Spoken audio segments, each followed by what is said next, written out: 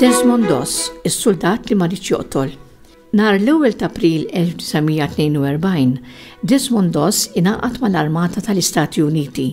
Dakinhar żgur li m'għaddilux minn gargori ta' moħħu li 3 snin u nofs wara kien se jkun fil-ġnien tal-White House jirċievi l-ogħla onur tan-nazzjon għal kuraġġ tiegħu waqt il-gwerra. Mis-16 miljun soldat Amerikan li ħadu sem fit-tieni gwerra dinjija, 431 biss irċevew il-Congressional Medal of Honor.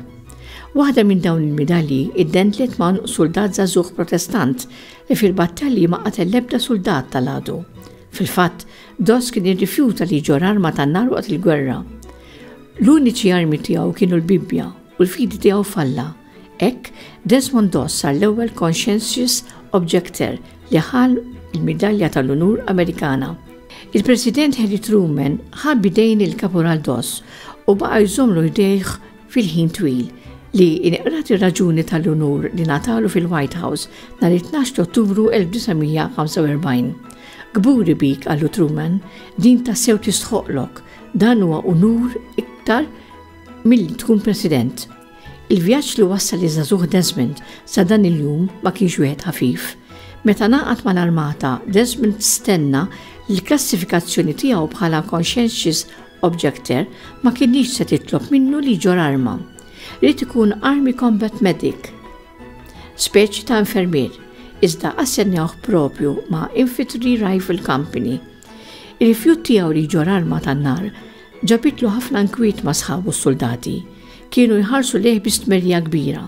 Soldat minnhom missieħ, Doss, hekk kif nibdew il-kumbattiment se nagħmel minn kollox biex int ma tiġix lura ħaj. L-uffiċjali ta' fuqu wkoll ridu jħilsu minn dan it-tifel għadma u ġilda mill-Virginia. Ma kellhom bżonn soldat mingħajr armi. Ippruvaw jintimidawh, iċanfruh, jaqabduh jagħmel affarijiet diffiċli u ddikjaraw ħin adatt mentali għall-armata.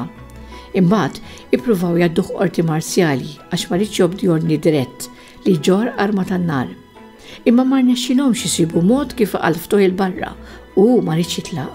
Kien jemmen li dmiru kien li jobdi lill-Alla u jservi lin-nazzjon. Imma b'dik l-ordni l-ewwel Alla imbagħad pajjiżu. Il-konvinzjonijiet tiegħu li ma kienx jiċċaqlaq minnhom kienu l-aktar importanti. Desmond trabba fit-twemmin sod fil-Bibbja. Meta kien għadu żgħir missieru kien xtara inkwatru kbir minn irkant. Fih kien hemm l-10 kmandamenti imżejna bit-tpinġijiet mimli għalwien. Ma ġenb il-kliem la toqtolx kien hemm tpinġija ta' Kajin bidu mollija wieqfa fuq il-ġisem mejjed ta' Ħuh, Abel.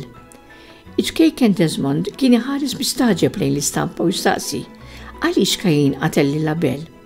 Kif jista' Ħuk jagħmel ħaġa bħal din? F'moħħ Desmond Alla kien qed jgħidlu jekk tħobbni int ma toqtolx. B'dik l-istampa impressa f'moħħu kien determinat li qatt ma jieħu l-ħajja ta' ħadd. Desmond serva fil-battalja tal-Gżejjer ta' Guam, Leyte u Okinawa. F'kull operazzjoni militari huwa wera dedikazzjoni straordinarja lejn sħabu. Fil-waqt li l-oħrajn kienu qegħdin jieħdu l-ħajja ta' ħaddieħor, Doss kien qed isalva l-ħajjiet.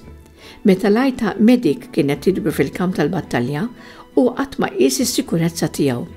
Kien jiġri f'nofs il-ġlied biex idewwi soldat mill-qut u ġorru l-bot mill-periklu.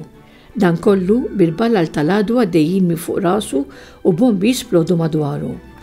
Bosta drabi waqt li kien qed ikun idewwi soldat ferut, Desmond tant kien ikun qrib tal-linji tal-idewwa li seta' jisma' l-ilna tal-Ġappuniżi. Kull darba li kien salva ħajja ta' bniedem, Doss kien jitlob jgħajjad, mulej, ejn ninsalva l-ieħor.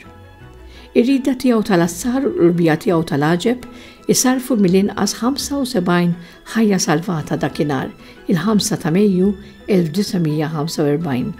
Fl-età ta' 87 sena, il-Kapural Desmond Thomas Doss miet nhar it-23 ta' Marzu 2006.